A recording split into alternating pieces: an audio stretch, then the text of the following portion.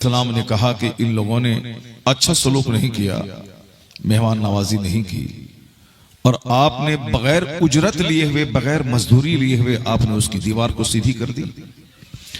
जनाब खिज़र अलैहिस्सलाम ने उसकी हिकमत ये बताई कि यह दीवार के नीचे खजाना छुपा हुआ है, और यह खजाना 2 यतीम बच्चों का है। उनके आबा अजदाद में कई पुश्त पहले नेक लोग थे, उन नेकों की औलाद हैं ये लोग। मैंने ये खजाना, चूंकि दीवार गिर जाती खजाना खुल जाता, लोग इसको लेके चले जाते, लेकिन मैंने दीवार सीधी इसलिए कर दी कि जब तक ये दोनों यतीम बच्चे जवान ना हो जाएं तब तक ये खजाना सेफ और महफूज रहे, ताकि दूसरा कोई इसको लूट के नहीं लेके जाए। इसलिए मैंने इस दीवार को सीधी कर दी। अब कुरान शरीफ में आया है कि खजाना को महफूज कर दिया गया, क्यों? इसलिए कि वकाना अबूहुमा सालिहा। जरा गौर से सुनिएगा इसको, अल्लाह ने क्या कहा? वकाना अबूहुमा सालिहा। वो दोनों यतीम बच्चों के खजाने की हिफाजत अल्लाह ने जनाब खिज़र अलैहिस्सलाम के जरिए करवा दी।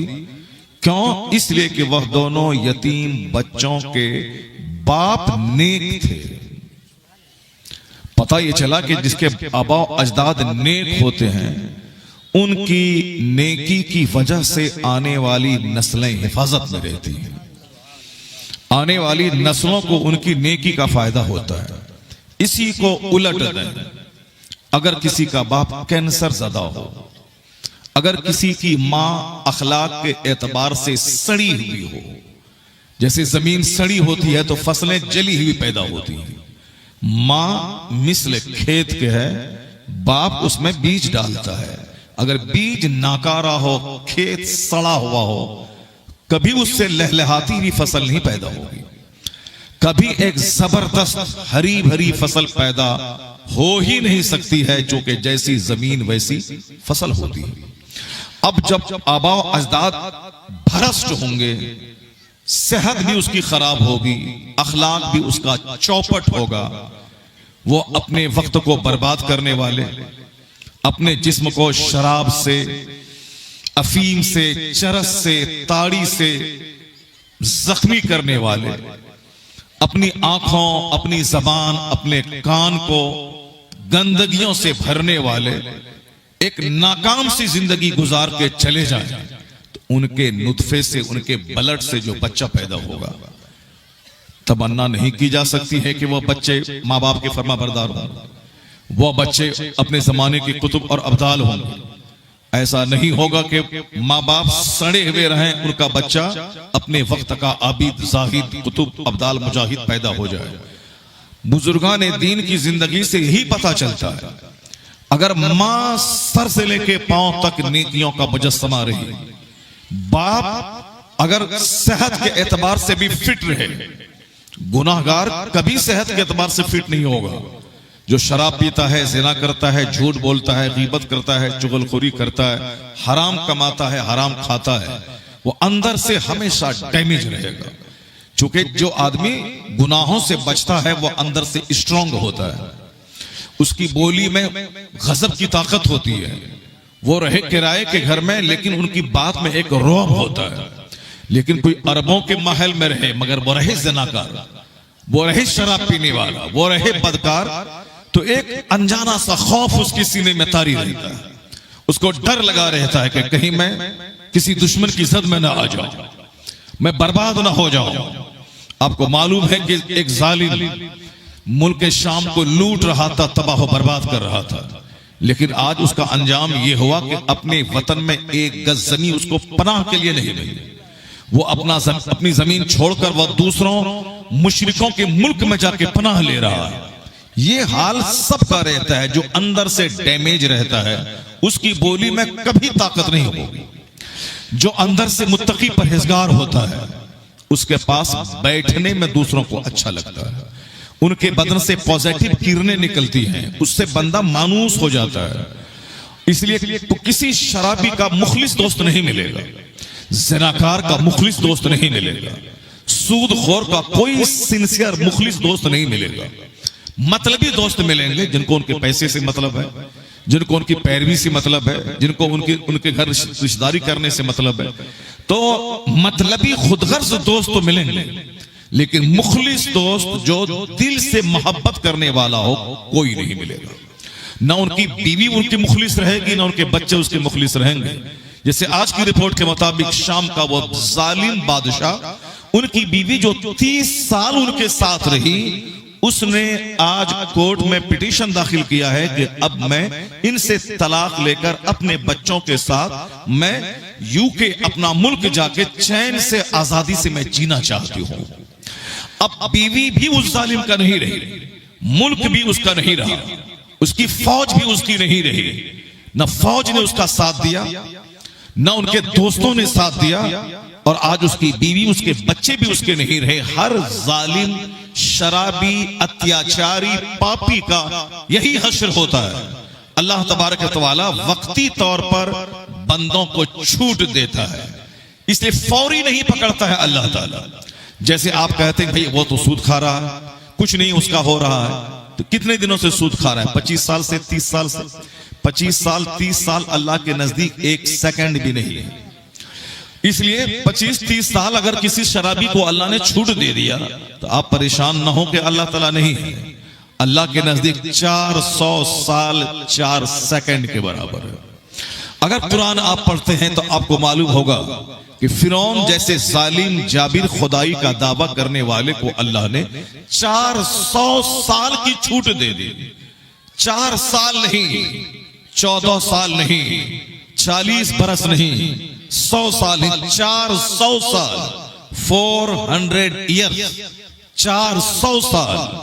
समाज में चूंकि हम लोग जिस माहौल में रहते हैं वहां छोटे लोग, छोटी सोच, छोटा दिल, इसलिए हम उसके पास रहते रहते हमारी सोच भी छोटी हो जाती है, हमारा दिल भी तंग हो जाता है। हमारे बच्चे उन्हीं नालायक बच्चों के साथ खेलते हैं जो बच्चे छोटी सी उम्र में सेक्स की बात करते हैं, जो बच्चे छोटी सी उम्र में गंदी गंदी फिल्में देखते हैं। उन बच्चों की सोहबत में रहकर 6 साल का बच्चा सेक्सी हो जा रहा है। 7 साल की बच्चियां जो 5 क्लास में पढ़ रही और प्रेग्नेंट हो रही, उसके बच्चे हो रहे हैं। क्योंकि गंदे दोस्त, गंदे साथी, गंदे साउंड के लोगों के बीच में रहते रहते हमारे बच्चों का मुस्तकबिल तबाह हो, बर्बाद हो रहा है। हमने अपने घरों में अपने बच्चों को सहाबा की कहानी नहीं सुनाई, हमने अपने बच्चों को गौसे आजम की कहानी नहीं बताई, हमने अपने बच्चों को ख्वाजा गरीब नवाज के बचपन की कहानी नहीं बताई, हमने अपने बाल बच्चों को नहीं बताया कुछ शराबी माहौल में नहीं जाना है, इन गंदे बच्चों के साथ नहीं खेलना है। जो बच्चे फ्री फायर खेल रहे हैं, जो बच्चे पबजी गेम खेल रहे हैं, जो बच्चे स्कूल छोड़ करके गंदे बच्चों के साथ खेल तमाशा कर रहे हैं, उन बच्चों के साथ खेलने का मतलब कभी शख्सियत में निखार नहीं पैदा होगा, कभी एक महान आदमी बन ही नहीं सकता है वो। क्योंकि जिसके अंदर सेक्स की भूख जाग गई वो हर वक्त उसी तरह दुनिया की फाहिशा औरतों को ढूंढता रहेगा जिससे कि नफ्स की तस्कीन हो जाए। वो हर वक्त खाने पे नजर रहेगी, हर वक्त अच्छे कपड़े पहनने पे नजर रहेगी, हर वक्त औरतों को तलाश करने पे नजर रहेगी। ये वो घटिया किस्म के समाज के लोग हैं जिनके माँ बाप ने उसे बड़े मकसद के लिए तैयार नहीं किया कि आपको समाज का सुधारक बनना है, आपको समाज का एक जबरदस्त लीडर बनना है, आपको समाज का एक जबरदस्त अच्छा इंजीनियर बनना है, आपको समाज का IAS ऑफिसर बनना है, आपको समाज का एक जबरदस्त जज और बैरिस्टर बनना है। तो जब प्लान बहुत बड़ा होगा उसके लिए मेहनत भी बहुत बड़ी करनी पड़ेगी, फिर उसके लिए एक एक मिनट कीमती होगा। वो चचेरे ममेरे फुफेरे भाई की शादी में मारे मारे दौड़ के नहीं जाएगा, वह स्कूल छोड़ के चचेरे भाई की शादी में नहीं जाएगा, वह स्कूल का क्लास छोड़ करके ममेरे भाई की ममेरी बहन की शादी में नहीं जाएगा, वो अपनी पढ़ाई छोड़ करके अपने पड़ोस के आदमी की महफिल मिलाद में, तीजा की महफिल में नहीं जाएगा। क्योंकि प्लान इतना बड़ा है कि उसके लिए जबरदस्त मेहनत की जरूरत है। वह एक एक मिनट को कीमती समझकर सारी एनर्जी किताबों के मुताले पे लगा देगा। क्योंकि प्लान उसका बड़ा है, उसके माँ बाप ने उसको कहा है आपको DM बनना है, आपको 18 घंटे पढ़ना है, तो उसके पास फुर्सत कहां है कि वो शराबी के पास रहे, उनके पास फुर्सत का कि गंदे बच्चों के साथ रहे, आज बच्चों के पास करीब से गुजरिए, वहां बहुत बड़े लोगों की बात नहीं होती है, बात सिर्फ सेक्स की होती है, बात सिर्फ मुश्तजनी की होती है, बात सिर्फ ज़िनाकारी की होती है, बात सिर्फ प्यार मोहब्बत की होती है। इसका संबंध उससे है, उसका संबंध उससे है। वह 4 बच्चे की मां फलां के साथ भाग गई, वह 4 बच्चे का बाप फलां औरत से चक्कर चला रहा है। सिर्फ गंदी और घिनौनी बात है, सड़ी हुई बात है। यही बातें औरतों की महफिल में, यही बातें नौजवानों की महफिल में, यही बातें नेताओं की महफिल में। आम लोग चूंकि सबके सब सड़ चुके हैं, समाज सड़ चुका है, इसलिए कभी उनकी जबान पे बुजुर्गों का चर्चा नहीं होगा, कभी उनकी जबान पे अच्छे लोगों का चर्चा नहीं होगा, क्योंकि उनके बच्चों को अच्छा बनना ही नहीं। उनके बच्चों को बनना है पबजी का गेमर, उनके बच्चों को बनना है जोकर, उनके बच्चों को बनना है क्रिकेटर, उनके बच्चों को बनना है डांसर, उनके बच्चों को बनना है साहब सर्कस का जोकर, उनके बच्चों को बनना है चपरासी, उनके बच्चों को बनना है जमीन बेच करके, गाड़ी खरीद कर, जमीन बेचकर पेट्रोल डाल के बनने वाला हीरोज को बनना है। बाप की जमीन बेचकर मकान बनाना, बाप की जमीन बेचकर गाड़ी खरीदनी है, बाप की जमीन की फसल बेचकर गाड़ी का पेट्रोल डालना है, यानी बाप की जमीन बेच बेच के शान दिखाना है। मकान शान दिखाया, अपनी कमाई से घर बनाओ तब समझे शान है, अपनी कमाई से फॉर्च्यूनर खरीदो तब समझे शान है। बाप की जमीन बेच के गाड़ी खरीदा, बाप की फसल बेच के उसमें पेट्रोल डाला, नहीं मिला तो कब शादी करके ससुराल वाले से गाड़ी खरीदा, उसकी गाड़ी में पेट्रोल का पैसा नहीं है, उस गाड़ी को खरीद के दूसरों से भीख मांग के पेट्रोल डाला और उसके लिए फुटानी कर रहे हैं, घूम रहे हैं। ये बच्चे वो हैं जिनको बर्बाद उसके माँ बाप ने किया, बेजा प्यार ने बर्बाद किया। इन माँ बाप ने उस बच्चों के सामने कोई बड़ा प्लान नहीं रखा कि आपको ये प्रोजेक्ट दिया जा रहा है, आपको ये जिंदगी में हासिल करने गोल है, ये मकसद है, ये अचीवमेंट आपको हासिल करनी है, ये हुसूलियाबियां, ये कामयाबियां का आपको डीएम बनना है, आपको बहुत बड़ा जबरदस्त आलिम बनना है, आपको जबरदस्त हाफिज, कारी, मुफ्ती, एक इस्लामिक स्कॉलर बनना है। कोई मकसद नहीं है, सिर्फ जान छोड़ाने के लिए बच्चों को भेज दिया गया सीवान और गोपालगंज, ताकि वहां कम से कम बच्चा पलता रहे मदरसा में, वो साहब कुरान खानी करे, अब वहां से पैसे मिले, खाए पिए, कपड़ा भी फ्री में मिल जाए और आने जाने का किराया भी फ्री में मिल जाए, फिर हमारा एक बोझ हल्का हो जाए। बच्चा क्या पढ़ रहा है, किन लोगों की सोहबत में रह रहा है, बहाने वाला टीचर कैसा है, जिस क्लास में पढ़ाता है उस क्लास के बच्चे कैसे हैं, जिस गांव में मदरसा है वहां उस गांव का कल्चर कैसा है। कभी इस गरीब बाप को से कोई मतलब नहीं है। पढ़ाने वाला टीचर बदअखलाक है, पढ़ाने वाला टीचर साहब बच्चों के साथ गलत सलूक करने वाला है, पढ़ाने वाला टीचर बेनमाजी है, पढ़ाने वाला टीचर जाहिल है, पढ़ाने वाला टीचर बदजबान, बदअखलाक, बेहया है। हमारे बच्चे भी बदअखलाक, बदजबान, बेहया, नाकारा हो जाएंगे, उसको कोई मतलब है कि हमारा बच्चा बाहर में है, मेरी जान हल्की हो गई, मेरा बोझ हल्का हो गया, वो वहां आए जाए। अब वो 10 साल के बाद साहब टोपी और पगड़ी पहन के आएगा, जुब्बा पहन के, मेरा बेटा पढ़ लिख गया। अब उनको कहा जाए इस मदरसे में तुमको नौकरी मिल रही है और तुमको यहाँ ऊंची ऊंची किताबें बुखारी शरीफ तक पढ़ानी है, तनख्वाह तुम्हारी 25,000 होगी। मगर वो बेटा क्या बोलेगा, नहीं मैं नहीं पढ़ा पाऊंगा, मैं तो ट्यूशन पढ़ाऊंगा या फिर मैं किसी मस्जिद में अजान दूंगा। अब ये 10 साल बर्बाद हो गए। ये ट्यूशन पढ़ाने वाला बनना था तो ये 10 साल बर्बाद क्यों किया? अगर पंचर ही ठीक करना था तो 10 साल मदरसे में क्यों बर्बाद किया? अगर मोबाइल का रिपेयरर बनना था तो 10 साल 15 साल मदरसे में क्यों बर्बाद किया? ये सिर्फ माँ बाप का कोई प्लान नहीं है, इसीलिए बच्चा बगैर पतवार के नाव की तरह कभी इधर कभी उधर, कभी उधर कभी इधर, पेंडुलम की तरह झूल रहा है। हर माँ बाप पे लाजिम है कि औलाद एक गिफ्ट है, औलाद अल्लाह का तोहफा है। अक्रिमू औलादकुम, अकाली जो बांझ है वह बेटी के लिए तरस रही है, समाज की और उनको लिया गया। एक औरत के बाप से कार क्यों ली गई, क्या कह के लिया गया? जवाज का कौन सा रास्ता था? जब आप औरत के बगैर जिंदा नहीं, आप आपके पार्टनर बन के वो आ रही हैं, पार्टनर से बाप से आप के बाप से आपने गाड़ी क्यों खरीदी? बेचवा के सारा सामान आपने खरीदा। इसका मतलब आप इसका मतलब है कि आप उन खरीद के ला रहे हैं। इसका मतलब बेस ये समझते कि उसके बगैर मैं जिंदा नहीं रह पाऊंगा। मुझको जरूरत है, तो जिस तरह आपसे लड़की वाला 10 लाख नहीं मांगा कि मैं बेटी दूंगा 10 लाख तुमको देना हो, आपको किसने हक आप बेटी वाले से 10 लाख का डिमांड आपने साइड किया है। औरतों को कहीं ना कहीं आपने जलील समझा है, औरतों को कहीं ना कहीं आपने उसको समाज से हाशिए पे लाके खड़ा कर दिया है। कभी जिंदगी में सुकून नहीं मिलेगा। जिस औरत के बाप की जमीन बेचवा के टाइटन घड़ी और बुलेट आपने खरीदा है, कभी घर में सुकून नहीं मिलेगा, कभी उस औरत का दिल नहीं जीत पाएंगे।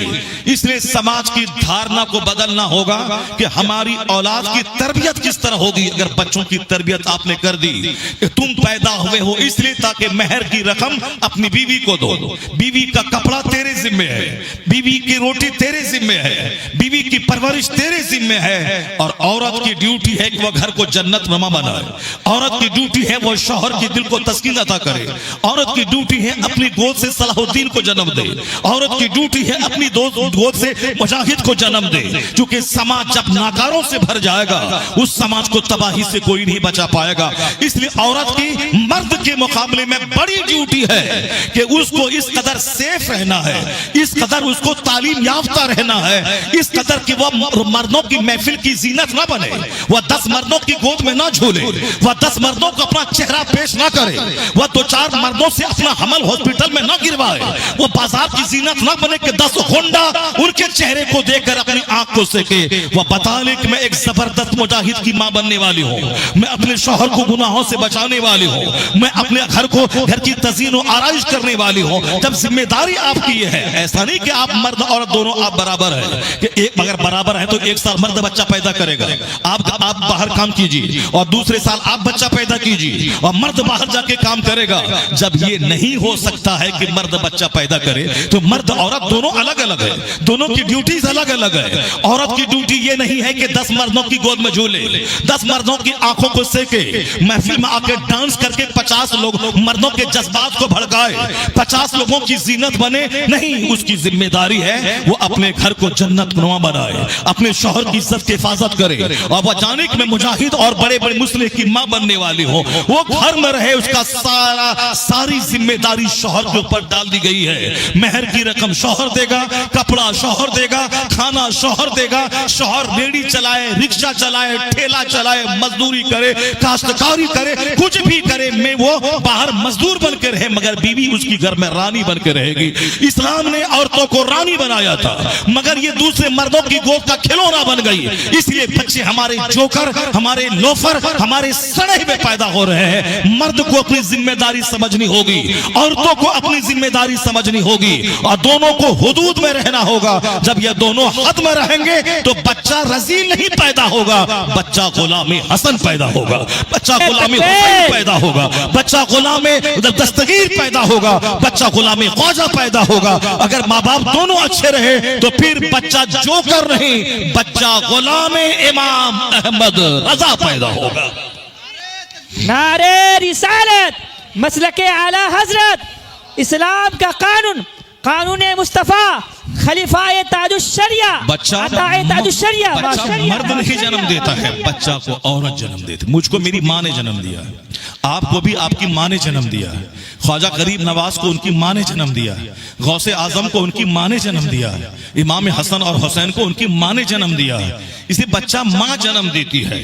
माँ का सेफ रहना कितना जरूरी है, माँ की सेफ्टी कितनी जरूरी है, माँ का सेहतमंद रहना कितना जरूरी है, माँ का तालीम याफ्ता होना कितना जरूरी है। एक बच्चा अपने माँ के पेट में 9 महीने तक रहता है, एक बच्चा अपनी माँ का दूध 2 साल तक पीता है, एक बच्चा 10 साल तक माँ से अटैच रहता है। वो पेशाब पाखाना करे माँ साफ करती है, उसको खाना माँ खिलाती है। तो बच्चा बाप से ज्यादा माँ से अटैच रहता है। इसलिए जिस पेट में 9 महीना बच्चा रहता हो उस पेट का अच्छा रहना कितना जरूरी है। जिस छाती का दूध बच्चा पीता है उस औरत का नेक रहना कितना जरूरी है। अगर दूध जला हुआ तो बच्चों का किरदार जल जाएगा। अगर माँ का शिकम अगर वो डैमेज हो तो बच्चा डैमेज, शख्सियत उसकी मजरू हो जाएगी, ऐसा बच्चा पैदा होगा। इसलिए औरतों का सेफ रहना मर्दों से ज्यादा जरूरी है। औरतों की तालीम याफ्ता होना मर्दों से ज्यादा जरूरी है। जब समझेंगे मैं मुझको बच्चा पैदा करने के लिए शादी करना है, मुझको मुजाहिद देने के लिए शादी करना है, मुझको रिफॉर्मर देने के लिए शादी करना है, सिर्फ मजा लेने के लिए शादी जो करेगा वह तो सिर्फ चेहरे का रंग देखेगा, वह तो नाक को देखेगा, वह तो आंख को देखेगा, वह तो फिजिकल फिटनेस को देखेगा, चाहे अंदर से कैरेक्टर उसका डैमेज हो, चाहे अंदर से 10 क्लास से लेकर ग्रेजुएशन तक वह 10 लड़कों के साथ उसके गंदे ताल्लुकात हो चुके हो, कोई बहस नहीं, मुंह चिकना होना चाहिए। किस कदर गंदी और आदत हो गई समाज के लोगों की, सिर्फ मुंह को देखता है, कैरेक्टर नहीं देखता, उसकी माँ कैसी है, उसके बाप कैसे हैं, ये लड़की कैसी है, इसका बैकग्राउंड कैसा है, ये कुरान पढ़ती है कि नहीं, ये नमाज पढ़ती है कि नहीं, इसके घिनौने संबंध फेसबुक यूट्यूब चला कर इंस्टाग्राम पे रखने वाली तो नहीं है, ये डांस करने वाली तो नहीं है। इसलिए कि हम शादी सिर्फ 2-4 मिनट की तस्कीन की खातिर नहीं करते हैं। अगर यही बात है तो बेशुमार घराने में जहां बच्चा पैदा नहीं होता है, क्यों मारे अजमेर फिरते हैं, क्यों मारे पंडवा शरीफ जाते हैं, क्यों मारे डॉक्टर के पास दौड़ते हैं, क्यों झलाई करवाते हैं, क्यों अपना टेस्ट करवाते हैं, क्यों करवाते हैं, किसमें हम में कमी है कि उसमें कमी है कि चलो अजमेर जाओ, चलो डॉक्टर के पास जाओ, चलो बाबा के पास जाओ। इसका मतलब है कि शादी सिर्फ शक्लस के लिए नहीं की जाती है, शादी 2-4 मिनट की मस्ती के लिए नहीं की जाती है। शादी के बाद मुझको औलाद चाहिए जो हमारी निशानी हो, शादी के बाद औलाद चाहिए जो मेरी दौलत का रखवाला हो, शादी के बाद औलाद चाहिए ताकि मेरी नस्लें चलती रहें उस बेटे से। जब औलाद चाहिए तो फिर औलाद सड़ी हुई कैसे चाहिए, औलाद सड़ी हुई कैंसर ज़दा पैदा हो, आप चाहेंगे? नहीं चाहेंगे। आप चाहेंगे मेरा बेटा या मेरी बेटी सेहतमंद हो, आप चाहेंगे मेरे बच्चे बिल्कुल बाअखलाक बने, तो बाअखलाक कैसे बनेंगे? जमीन सड़ी हुई हो, फसल अच्छी कैसे पैदा हो जाएगी? इसलिए दुनिया के लोग बाल बच्चों के कैरेक्टर पे जोर बाद में देते हैं, मगर तुर्रे इम्तियाज है इस्लाम का कि पैगंबर आजम अलैहिस्सलाम ने सबसे ज्यादा औरतों के सिलेक्शन पे जोर दिया है, सबसे ज्यादा औरतों के सिलेक्शन पे जोर दिया है कि कैसी औरत तेरे घर आए ताकि तेरी आने वाली नस्लें उसके कैरेक्टर पर डिपेंड कर रही है, कैसी आए। हुजूर ने क्या कहा? तुन काउल मरअतुल अरबा, औरतों से 4 चीजों को देख के निकाह किया जाता है, ले मालिहा वले जमालिहा वले हसबिहा वले दीनहा। हुजूर ने क्या फरमाया? 4 चीजों को शादी में देखा जाता है। जनरली आमतौर पर लोग देखते हैं, लड़की का हुस्न देखते हैं, लड़की का माल देखते हैं, लड़की का खानदान देखते हैं और लड़की का दीन और अखलाक देखते हैं। तो हुजूर ने अपने गुलामों से कहा, मेरे गुलामों तुम सिर्फ हुस्न मत देखना, ला तज़व्वजुहुन्ना ले हुस्निहिन्ना, इसको दीवारों में लिख के रखें। आजकल हमारे जोकर और लोफर और सड़े हुए बच्चे जिसको अच्छी सोहबत नहीं मिली, जिनको मदरसा में मुस्तकबिल नजर नहीं आया, जिसके पास काफिरों, फासिकों, फाजिरों, शराबियों, काफिरों, मुशरिकों का चेहरा जो हमेशा देखता रहा, ये भी चाहता है कि हमारी बीवी हुस्नो जमाल की देवी रहे। अब सबका, जहां तक के समाज का कलवा, वो भी चाहता है कि मेरी बीवी करीना जैसी गोरी रहे, करीना जैसी खूबसूरत स्मार्ट गर्ल रहे। ये अपना आज चेहरा आईने में नहीं देखता है कि मैं कैसा हूं, अपनी बीवी के लिए वो तमन्ना बांधता है कि वो बिल्कुल हेमा मालिनी जैसी खूबसूरत मेरी बीवी हो। उस कलवे से कहा जाए कि आईना देख लिया कर। अगर तू चाहता है कि हेमा जैसी खूबसूरत बीवी मेरी हो, तो तेरी बीवी भी तो चाहती है कि मेरा शौहर साफ खूबसूरत और स्मार्ट हो, मेरा शौहर बिल्कुल वाइट गोरा हो, मेरा शौहर 5.5 फीट का लंबा हो, मेरा शौहर हेल्दी हष्ट पुष्ट हो। फिर तू क्या करेगा बताओ? कहां छुपेगा? और फिर तुझको कौन अपनी बेटी देगा? इसलिए हुजूर ने क्या कहा? सिर्फ हुस्न देख के शादी मत कर, सिर्फ माल देख के शादी मत कर। मुस्तफा कहते हैं दीन और अखलाक देख के शादी किया कर। ऐ मेरे गुलामों, दीन देख के शादी कर, अखलाक देख के शादी कर, दीन देख के शादी कर। अगर दीन देखेगा, आका फरमाते हैं कि एक दीनदार काली कलोटी औरत वाला अमतुन सौदाओ ज़ातो दीनिन अफसल, सरकार ने साफ तौर पर नाम लेके कहा कि काली कलोटी दीनदार औरत तेरे हक में बेहतर है। तेरे हक में बेहतर है। क्या मतलब? ऐसा नहीं कि काली कलोटी को ढूंढा करे। हुजूर ने एक बात बताई, दीनदार औरत भले ही काली हो लेकिन तेरे लिए बेहतर है। दीनदार औरत, दीन तलाश करना, चूंकि तुझको औलाद चाहिए। औलाद नाफरमान लतम जुत्तम करने वाली नहीं, फरमा बरदार चाहिए। औलाद माँ बाप को भूसा मुक्की करने वाली नहीं, फरमा बरदार चाहिए। औलाद आंखों की ठंडक चाहिए। तो जिस जमीन से वो औलाद की फसल पैदा होगी उस जमीन को का दीनदार होना जरूरी है, उस जमीन का परहेजगार होना, उस जमीन का फर्टाइल जरखेज होना जरूरी है। मैंने एक तमहीद बांधी, चूंकि समाज में तमन्ना हमारी कुछ होती है, अब प्रैक्टिकल हमारा कुछ होता है।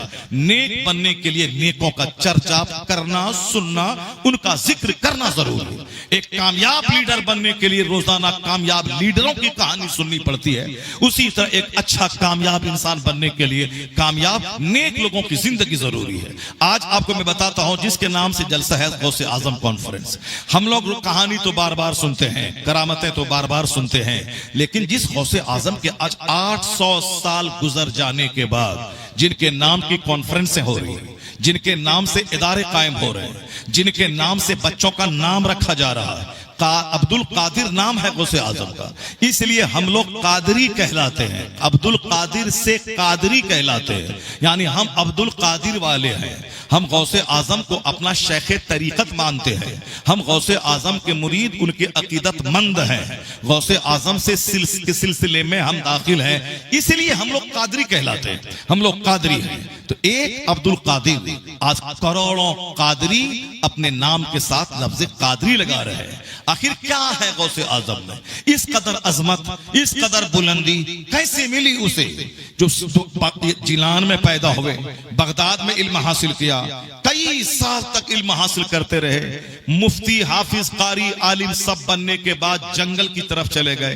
25 साल तक वहां दरख्त के पत्तों को खाया, गिरी पड़ी सब्जियां जंगल की खाते रहे जब भूख लगती, ताकि पीठ सीधी रहे और हमेशा महवे इबादत रहते, खुदा की मार्फत का नूर हासिल करते। कब? आलिम, हाफिज, कारी, मुफ्ती सब बनने के बाद। इस सब ट्रेनिंग के लिए आपने 25 साल तक जंगलों में, किसरा के खंडरात में आपने जिंदगी के दिन गुजारे। चूंकि किताबों में पढ़ा जाता है और तन्हाइयों में, जंगलों में उस पर प्रैक्टिकली अमल किया जाता है। पहले जमाने में ट्रेनिंग, आजकल स्कूल में ट्रेनिंग होती है। आप डीएम बनने वाले, आईएएस कंपटीशन आपने निकाल लिया, फिर भी 6 महीने की ट्रेनिंग होती है आपकी, ताकि उन्होंने बहुत पढ़ा, पूरे हिंदुस्तान में टॉप कर लिया, सबसे महंगा और सबसे ज्यादा भारी कंपटीशन पास किया, फिर भी 6 महीने की ट्रेनिंग होती है, ताकि अब आपको डीएम बनना है। डीएम बनने की रिस्पॉन्सिबिलिटीज बहुत ज्यादा है। पब्लिक के बीच आपको रहना है, कैसे उनकी तरफ से पहुंचने वाली तकलीफ को सहना है, कैसे अपना सीना बड़ा रखना है, कैसे आप गाली पब्लिक की सुनेंगे, कैसे आप उनको संभालेंगे, कैसे हर मोर्चे पे पूरे डिस्ट्रिक्ट का मालिक बनकर कैसे उसको संभालेंगे, सब ये ट्रेनिंग होती है। अगरचे बहुत पढ़े लिखे हैं, वो 18 घंटे पढ़ते थे, सारी किताबों को चट कर गया, एग्जाम में 90% नंबर लाया, उनका पोजीशन 10 टॉप है, फिर भी ट्रेनिंग उसकी होती है कि अब आपको ये ओहदा दिया जा रहा है, उस ओहदे में आपको ऐसे करना है, ये नहीं करना है।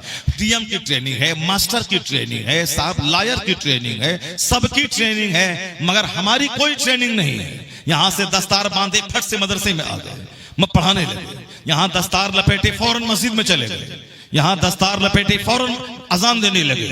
अब वहां कोई आके गाली दिया, बस पगड़ी पटक के मस्जिद छोड़ के भाग गए। क्यों भाग गए? तो हमारे अल्लाह का मुल्क बहुत बड़ा है, जगह मिल जाएगी, मैं तुम्हारी गाली नहीं सुनूंगा, मैं 20 साल तक पढ़ा लिखा हूं, मैं नहीं गाली सुनूंगा, मैं तेरी बात नहीं सुनूंगा, जमीन बहुत मिलेगी, बहुत जगह मिलेंगी, भाग गए। अगर नायबे पैगंबर आप बने हैं तो कम से कम अपने पैगंबर की जिंदगी का मुताला कर लीजिए कि आपके पैगंबर से बड़ा कौन है दुनिया में। बाद अज खुदा बुजुर्ग तुई, किस्सा मुख्तसर, अल्लाह के बाद सबसे बड़े मुस्तफा की जात है और सबसे ज्यादा अजियत, तकलीफ दीन की राहों में मुस्तफा को ही दी गई है।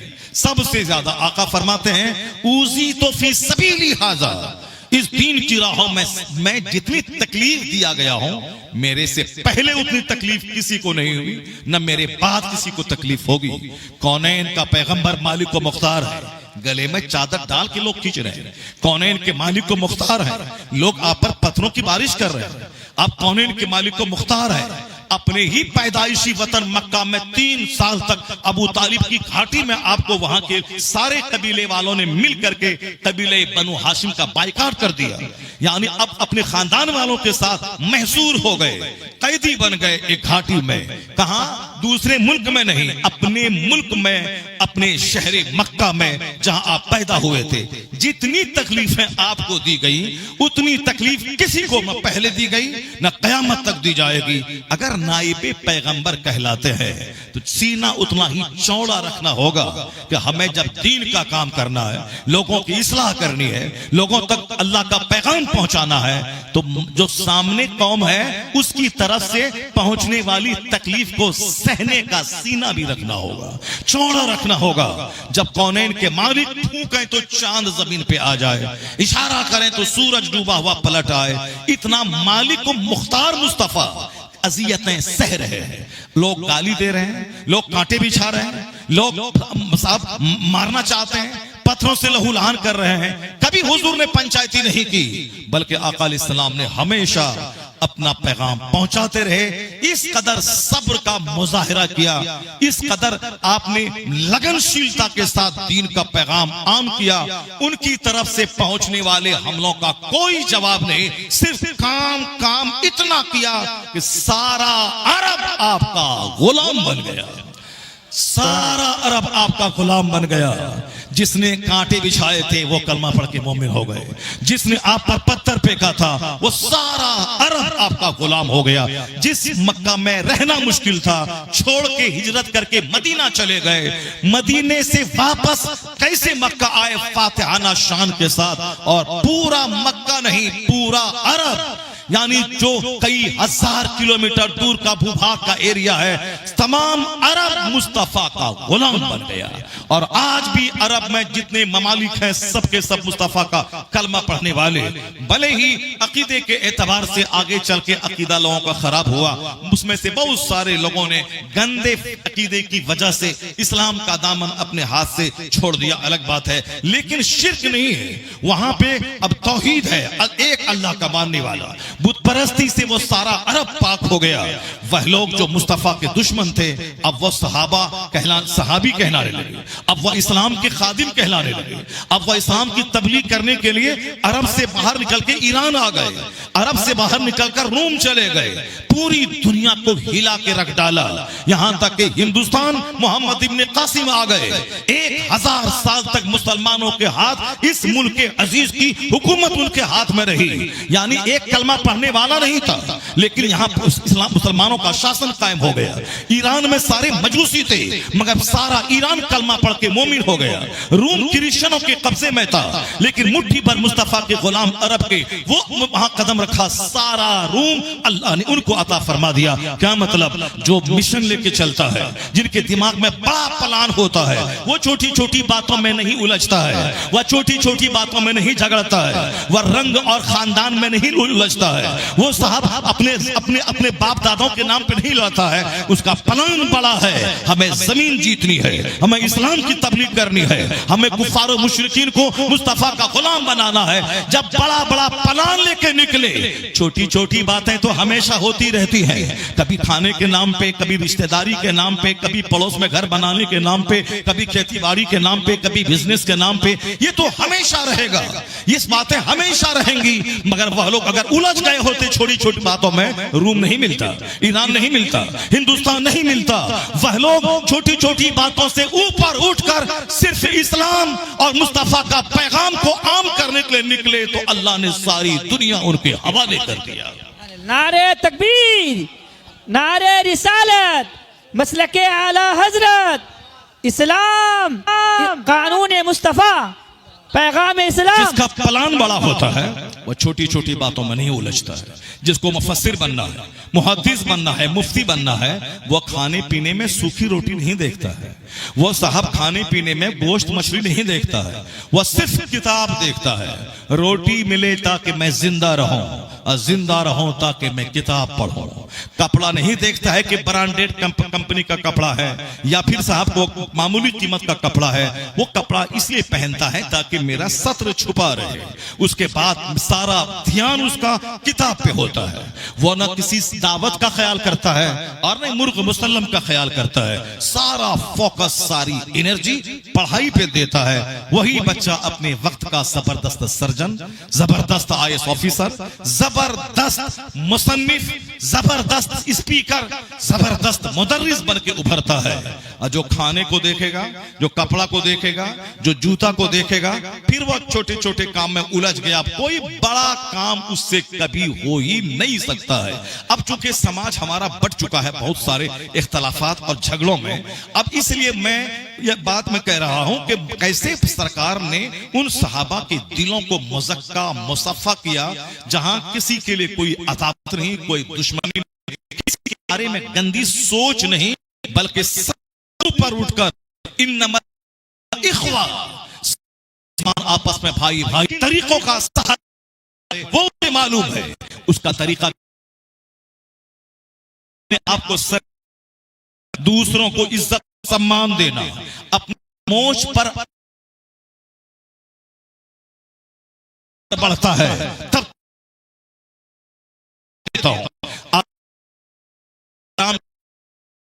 पाकीज़गी दी थी। एक मिसाल देता हूं, फिर मैं आगे बढ़ता हूं। कैसी पाकीज़गी दी थी? हजरत अमर इब्ने आस रज़ी अल्लाह ताला, सारे लोग उनका नाम जान रहे हैं। हजरत अबू उबैदा रज़ी अल्लाह ताला अन्हु, सारे लोग, जो लोग भी इस्लामिक हिस्ट्री पढ़ते हैं, जो लोग भी सहाबा कराम का नाम सुनते हैं और जो लोग भी तकरीरें ध्यान से सुनते हैं, वह इनका नाम जरूर जानते होंगे। जो बेदिली से, बेतवज्जोही से, नींद की आगोश में जाकर महफिल में रहते हैं, फिर वो नहीं जानते होंगे। लेकिन जो तवज्जो से सुनते हैं, वह जरूर इस बीच में तकरीर में